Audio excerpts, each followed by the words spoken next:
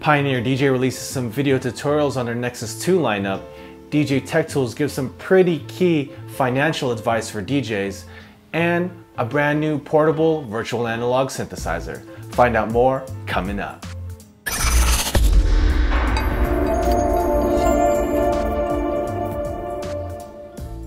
Thank you for watching PDot TV, where you'll find tips, tricks, and tutorials for DJs and music performers. Now let's get into the video.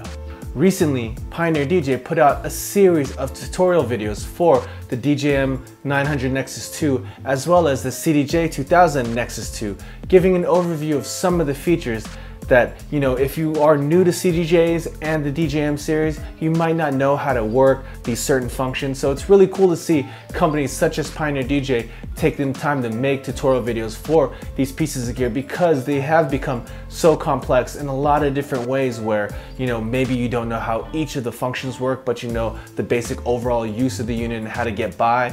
Some of these things, like even I don't really use on a normal day-to-day basis because I'm not that familiar and I don't use them enough. But after watching some of these tutorials, especially with the CDJ, I'm probably going to integrate using these features more when I'm using rekordbox on USB sticks on these players. Now, one thing that doesn't really get talked about that much is how DJs should handle their taxes and their finances through the years if this is their full-time job. Now, especially here in the US, where dealing with taxes and getting all of those things done and how to do your deductions and all that can be a very complicated process. And a lot of DJs out there that do this professionally, like myself, have a tax guy that they go to multiple times a year to check in and make sure everything's right with the process as it goes along through the year.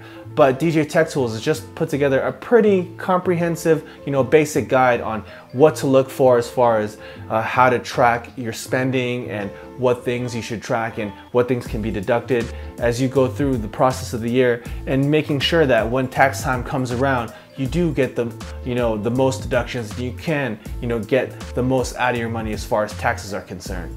Now, this might not apply for all DJs, especially DJs that are just DJing part-time or maybe don't make a full-time income from DJing, but it's still something that you should be aware of, because even if this isn't your full-time job, you still can use the same information to make the same kind of deductions as far as travel and maybe some gear that you've purchased during the year. All of these things are deductible for all DJs. So if you live in the United States and you're not really up to date on what you can deduct as far as your taxes are concerned, go ahead and check out the article. I'll link it down below in the description. Definitely a great read, and I think that every DJ, at least US based, should take a look at. Synth manufacturer Modal has made some pretty high-end synthesizers as well as some really budget, small, almost toy-like synthesizers. But now they're coming with their newest product, a sub-300 synthesizer they're calling Skulpt.